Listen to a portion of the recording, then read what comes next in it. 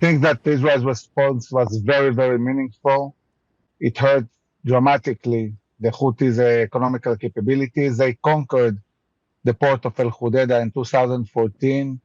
And since then, this is the point where they get all their munitions, where Iranian ships bring them capabilities. So hitting the refineries, oil refineries, hitting storage of weapons, and also electrical plants was a very meaningful attack. And Israel showed it can attack far away from Israel, 2,000 kilometers. It's even further away than Tehran. And this is a strong message also to Iran, talking about Israel's capabilities to hit them as well. Well, I think it's dramatic, talking about Israel's ability to create deterrence, and also even for our society and army to know that we are capable. This is the first time Israel has done an attack like that so far away. It's the first time operationally that the IDF shows its capabilities. And of course, this is sending a strong message because what Israel did in El Hudaydah, it can do also on refineries of Iran in Hormuz Straits. An attack like that on Iranian refineries will stop completely Iran's capability to sell oil to the world. So this is a very meaningful message.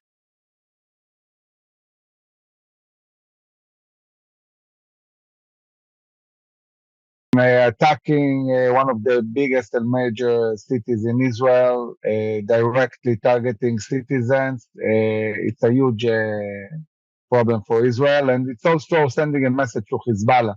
We know Hezbollah has the capability to shoot Tel Aviv, Jerusalem, other cities, and this is a message to the state of Lebanon. If you shoot centers in Israel or Israeli infrastructure, will not differentiate between Hezbollah and Lebanon, and Israel will hit centers of gravity inside Lebanon, and there will be a heavy price to pay. Well, the Houthis, in response of this strong attack of Israel, shot one missile. These missiles are intercepted in space, and it's not something Israelis really feel, and it sends a message: we can defend ourselves against your capabilities. You cannot defend yourselves against ours, and we can inflict serious damage. And Israel's air defense is very, very sophisticated and strong. And even in the case of the drone that arrived to Tel Aviv, it was mostly because of a mistake that could have been avoided, and I believe will be avoided. The next time we can deal with these drones, and we have dealt with them. Overall, Yemen shot 200 missiles and drones on Israel in the last 9 months. And the first time they managed to do something to kill one person was in this incident in Tel Aviv.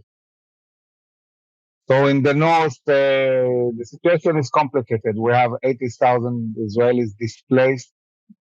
There are also 100,000 Lebanese that fled South Lebanon, and are also dispersed. The IDF has targeted around 500 Hezbollah operatives, some of them very high ranking, and it's degrading Hezbollah's capabilities. But we cannot sustain this reality for long, and we have to be proactive and decide when we launch an attack that will really hit hard Hezbollah and also push Hezbollah out of South Lebanon to create the terms to bring back our citizens safely to their homes in the north. To be safe in the north, you cannot have Hezbollah on the other side of the border. There is an attempt to find a diplomatic solution. I'm not very optimistic about that because I don't see any serious international pressure on Iran or Hezbollah, and I don't see what will create the motivation for them to withdraw north of the Litani River. And therefore, I think that we don't have a lot of options, and probably the most likely option is a war in the north. And this is connected to the south because Israel decided first to destroy Hamas, or at least degrade their capabilities to such an extent that we can live a few forces in Gaza and concentrate more on the north, and we're on our way to be there. Hamas is being systematically destroyed in Gaza. Every day that passes, the capabilities are going down and down. And I think Israel is reaching the point where it needs to decide what's the next step. I think that probably a month, top 2 months, the IDF can do it faster. Afterwards, I think that the IDF will be able to leave maybe one division in Gaza and all the rest of the army will move north. Many forces are already north. So really we're looking at the summertime where Israel needs to take the decision, what's the strategy looking north. And also on top of that, we have to remember that Blinken said this week that Iran is 2 weeks away from really achieving and reaching uranium to an extent where they can build a bomb. So I think that the Western society, especially the US, needs to start taking very seriously what's happening in Iran. They're moving fast towards nuclear capabilities. It's not something the West can live with. And therefore, when we talk about Hamas and Hezbollah that are Iranian proxies, we really need to look at Iran that is orchestrating all of these proxies, the Houthis, militias in Iraq and in Syria, Hezbollah, Hamas. It's all Iran, and eventually we'll have to deal with them.